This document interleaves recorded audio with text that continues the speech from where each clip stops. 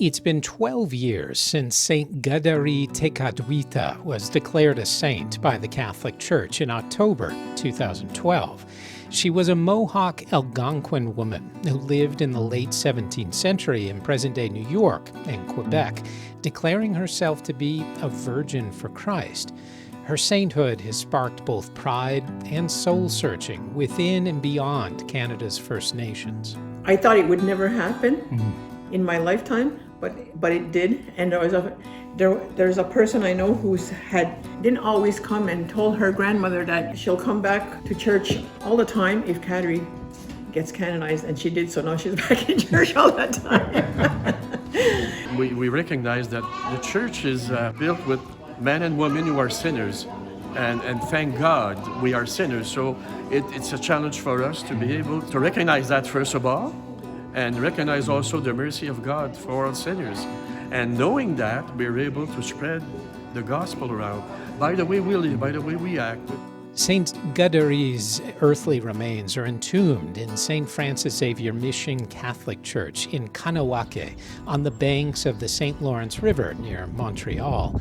The church is not far from the Kateri School and Kateri Memorial Hospital, visible reminders that she lived here or nearby in a Catholic community before her death at age 24. Welcome to the Faithful Catholic Podcast. I'm your host, Tony Ganzer, and in this episode, we are not retelling St. Kateri's life story, but rather we're bringing you voices from a few members of the present-day Catholic community in Kahnawake. We will hear about what her sainthood means to them. But before we can do that, we need to be transparent. There are many serious issues that may cloud discussions involving the Catholic Church that we won't be fully able to explore.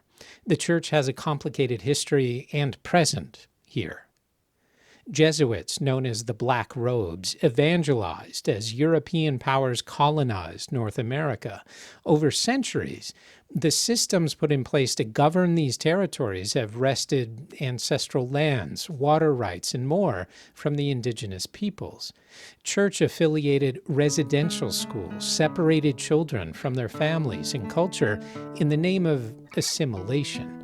Despite public apologies from Pope Francis, the reports of abuses committed at those schools have left societal wounds that, for some, may never fully heal. But for some Catholics, faith bears witness to their resilience. This was a Jesuit mission, and I've been raised by the Jesuits, and I was part of the order for a time. So to me, it's really dear to my heart. And to be able to serve this community, which is quite extraordinary. This community is going through a lot of hardship. But when you meet people, you know, they're always smiling. It is, I would say, a resilient community. Kateri Tekakwitha was born into this New York State in 1656 to a Mohawk father, the Christian Algonquin mother. This is Pope Benedict XVI in 2012 during a broadcast of the canonization Mass of Kateri Tekakwitha. During his homily, the Pope gave a summary of each of the newly recognized saints. Since St. Kateri's final resting place is in modern-day Canada, the profile was in English and French, heard here through an interpreter. Kateri nous impressionne par l'action de la grâce dans sa vie. Kateri impresses us by the action of grace in her life, in spite of the absence of external help, and by the courage of her vocation. During the prayers of the faithful, we also hear a prayer in the Mohawk language. O God, source of all holiness, through the intercession of the holy martyrs, grant fidelity and strength to those persecuted for the faith.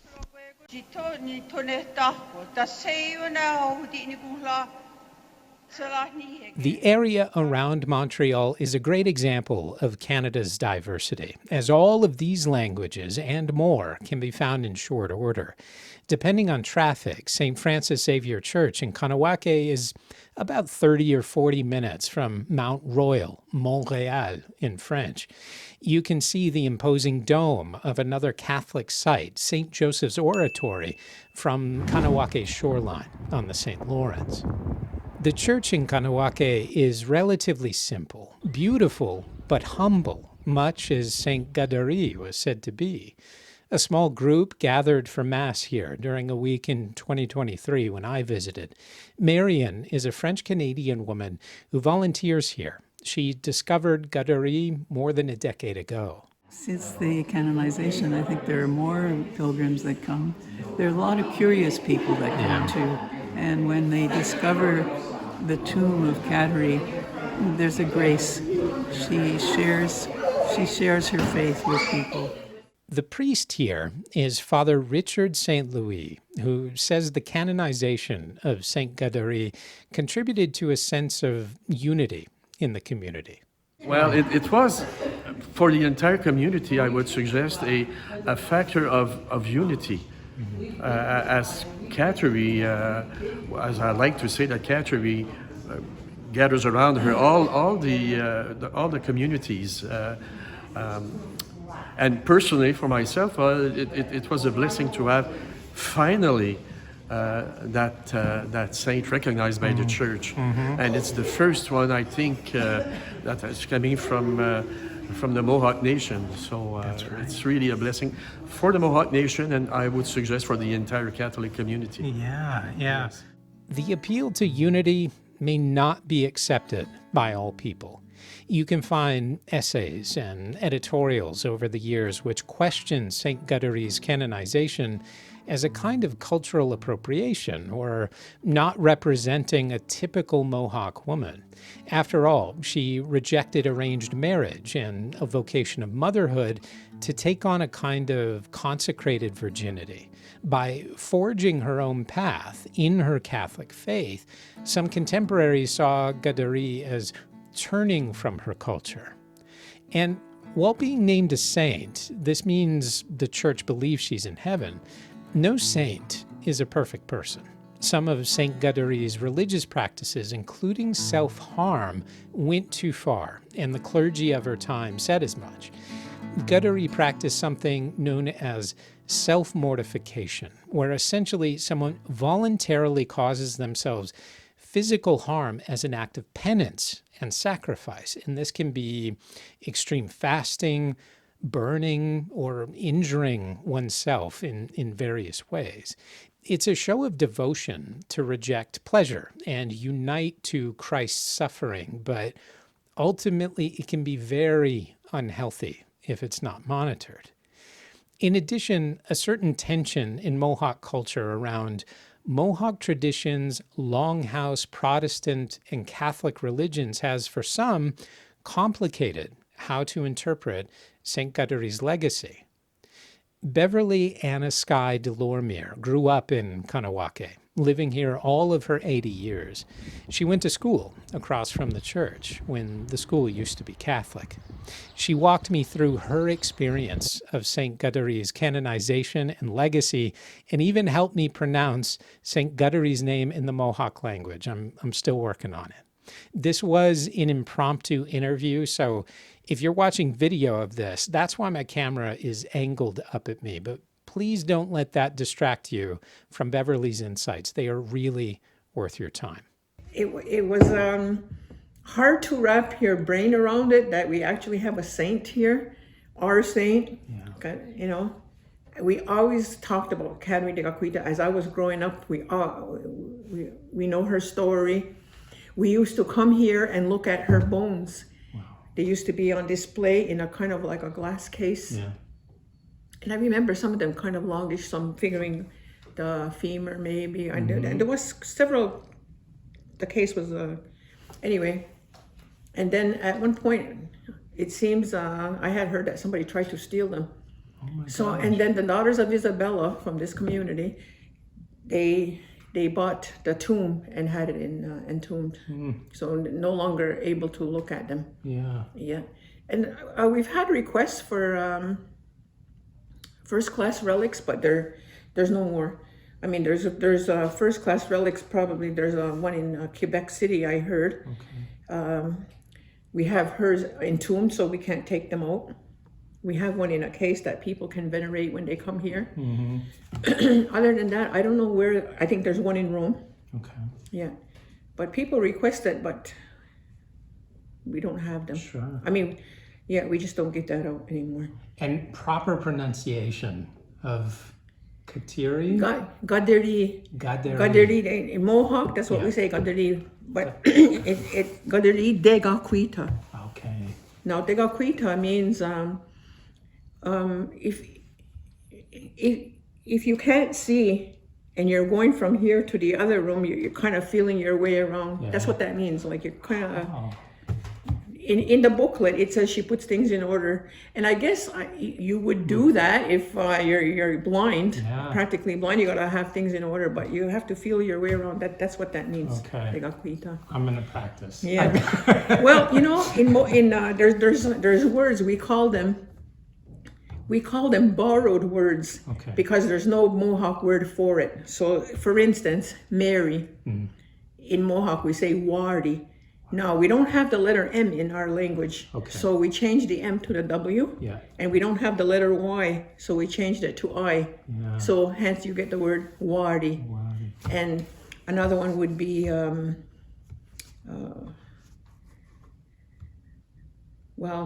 Catherine. We don't have the TH sound, but we do have TH together. So we don't have the letter C, change it to K. And the TH to T, Catherine, and the rest is ERI. Right. So it's Kateri. A K in Mohawk is a G sound. But if it's with a H, it's a soft K. So Ga or K. And then the T is a D sound. But with a H, it's a soft T. Yeah, so there's a few letters like that. Before the canonization, do you think that her life and message was very well known beyond her community? Yes. Was it kind of underground, or do you think it was just very? It was just not on. I remember from the school, from Kateri school, we used to come here. Like say, one class would come 1 month. And the next month, another class would come, and we would put all those Kateri magazines or booklets, you would call them, in envelopes. And those envelopes went out all over the world, Germany, the Philippines. It was amazing, all those. And so they had us students from the school putting them in envelopes, closing them, and then they would go out. So it was all over the world. Now I don't know how many people even. I know it doesn't go out every month anymore. I think it's quarterly. But there's a man who works here at the Kateri Center. They do that now. It's not the people here in the church. The father was saying that this used to be a refuge for Christians, and that's how Kateri came here. But not on this site. Right. So she came up from near Albany, New York, Fonda. Actually, it was called Oriasville. She made her way here because this is where the Mohawks were practicing their religion. It's near La Prairie, which isn't too far from here. About 12 kilometers maybe. Anyway, that's where she was. And then when they moved 4 times. The 4th time is here, but she had already passed away. Wow. Yeah. Does it feel in some ways that this is still a refuge? We always hear from. No, it doesn't. It feels like a refuge as a Mohawk community, because it's a reserve. So we live on the reservation, and we try to keep it just because it's out there. What little we have, they're still trying to take it away. Right. This went through, took all the beachfront properties away, highway over on the other side of right through the middle of the community. Yeah. You know, the bridge. So we're always fighting to keep what little we have. So as I guess you would say, as a community, it's kind of like a refuge, or our little community, you know. But not as a Catholic community, because many people have now left the church for to practice. Well, I can't say that the traditional is a religion, but there is. I'm trying to find a word. You know, like the golden rule. Okay. But we have that. We call it gayanere goa. Okay. Gayanere means it's nice. You put that suffix at the end, owa. Gayanere goa means bigger. So gayanere is nice. Gayanere goa, it's nice. Everything is nice. Yeah. So gayanere goa, if you practice that, then everything is nice. So, which is the golden rule. Right. You treat other people like you want to be treated. You know, you're kind to people, and supposedly that's how we practice. But not everybody does that. Yeah. Well, even religious people don't do that. That's true. If everybody did that, you know, it'd be God's kingdom on earth. There you go. All the pilgrims coming here, I feel like that could be a good thing for the community. It is. But also a challenge maybe at times. Yeah. We do get a lot of pilgrims. We also get tourists. There's kind of a difference between a tourist and a pilgrim. Yeah. You know? Level of respect. Maybe. Yeah. And it is a good thing. Once a year, they have a big powwow on the island. We have an island, a man-built island from the seaway that went through. Yeah. So there, we have people coming from all, the surrounding areas and out-of-towners, and like from not just Quebec, you know. So that's one big thing, and so they're all over. They come to the church on that weekend. It's always the second weekend in July. On that weekend, we have a special mass for iron workers, because the men in this town were noted for their high steel work. They like to say they built New York, and they pretty much did. Yeah, wow. Yeah, they had a really good reputation regarding that's great. Ironwork. Yeah. My father was an iron worker. My grandfather, my husband, all his brothers, all my uncles, my brothers, you know. Yeah. So we have a special mass for those guys. That's great. Yeah. For people who don't know anything about this community, especially the faith community, what would you say they should really know? Just talking to the few people I have, it seems like the faith is alive here. We shouldn't write it off. No. I mean, there's less and less people in the church, but a lot of people, they are Catholic. They'll say, I'm Catholic and nothing's going to change me, but we don't see them here, right. And that's fine. They practice their faith in their own way.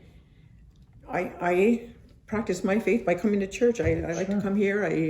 I want to keep the church going. That's my. I made a commitment. I'll do it till the day I die. Many years in the future. Well, I hope so. Yeah. I hope so. I mean, I'm going to be 80 years old this year. 80 years young, Beverly. It gets harder and harder. It gets harder and harder to keep that commitment, but. I know it. Yeah. Yeah. But at one time, and not too long ago, you'd have on Christmas Eve or Easter, you have to get here early so you can sit at the back seat. No, you got a lot of space. That is so Catholic. And last question. Anything else you think people should know about Saint Kateri and her message? Well, Kateri Tekakwitha was very humble. And I remember discussing this at one time.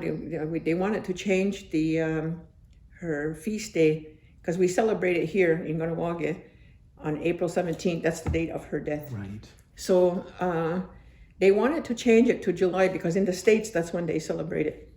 And we didn't want to do it. And then what one person had said, well, she said she would want it like this. And I said, no, she wouldn't. She wouldn't want it like that, because she was very humble. She wouldn't want to have this big celebration, like we do all the time. So she was a very humble person, very dedicated to the cross. That was her life, and she wanted to become a nun, but we're thinking that she probably had been to that church in old Montreal, on St. Paul Street. Yeah.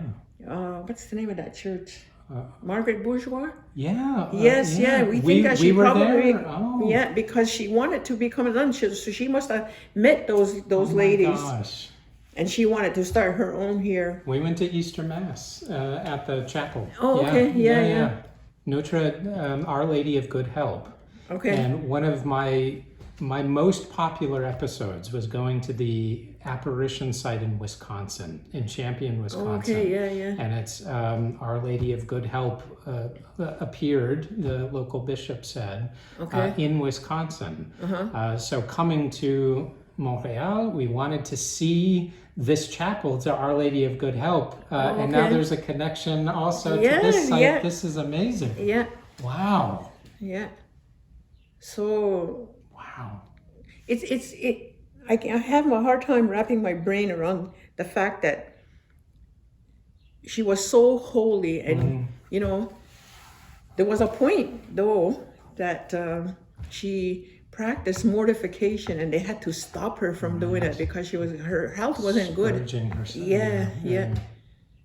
And so did we went to Fatima. Those little children, they did that too. Yeah. The little boy and the little girl. They did that. So there's something there, there's connections. When you're in a certain state, I guess in your belief that gets you there. Yeah. I could never do that. I mean, we prayed to her and asked her to help us to be as strong and as her, to be strong enough to get to heaven. Yeah. It's in 2019 I was diagnosed with cancer in my stomach and on my left kidney, and the first thing I did was, because I thought I was gonna fall on the floor when they told me. I was standing up when they told me. I said I gotta sit down, and it was just like. And I start praying to her. I said, give me courage to face this. I didn't ask her to heal me. I just said, give me courage so I can face this. And the next morning I woke up and was like, okay, let's do what we have to do. Oh, man. Yeah. That was 2019. They took 4/5 of my stomach and my left kidney out. And I feel fine. It's like as if nothing ever happened to me. Wow. How do you, I can't even think that happened to me. Yeah. Yeah. How do you go? I thought my days were done. That was it. Praise God. How do you live without a stomach? I remember the surgeon telling me, he said, if we could save a small part, it's gonna help you, because that part it stretches. Yeah. And when I came out of the surgery, he said, we were able to save 1/5 of your stomach. Wow. I can't believe it. Yeah. My sister was telling me recently, she said, I remember when you came out of the hospital, she said, oh my gosh, she said, you look horrible. Like I had lost so much weight, I was like a skinny little stick. And now she said, it's like as if you never got sick. I said, well, that's how I feel. I feel like I don't feel sick. I feel like I never did. Wow. I was never in any pain. Never. They just found it because I was losing blood, and they took tests, and that's how they found it. Wow. So never any pain. And that's because Kateri Tekakwitha helped me. And I can't believe how many people were praying for me in this church. Everybody that comes to church was praying for me. I was so impressed with that. you know? That's unity in this community. Yeah. Beautiful. Thank you so much, Beverly. You're welcome. My thanks to Beverly and everyone from the Catholic community in Kahnawake who welcomed me and my family to this special place. I really appreciate it. I'm in no position to tell you, viewers or listeners or anyone, how to feel about Saint Kateri or the Catholic history and present in Canada and the First Nations. But I can tell you what I saw and heard. A small but faith-filled community of believers working hard to share the lessons and messages from Saint Kateri's life. No person, be it believer or non-believer, layperson or clergy, saint and sinner, none of us is perfect. It is through faith that we strive to do our best, praying for God's grace to lift us when we fall. And all it takes is 2 or 3 gathered in Christ's name for Him to be in their midst. In the second letter to the Corinthians, we read, I am content with weaknesses, insults, hardships, persecutions, and constraints for the sake of Christ. For when I am weak, then I am strong. Let us pray and serve each other as Christ taught us, and He will give us strength to endure whatever may come. Thank you for listening and watching. Please share this with anyone who may appreciate it. And also, please, have a great day.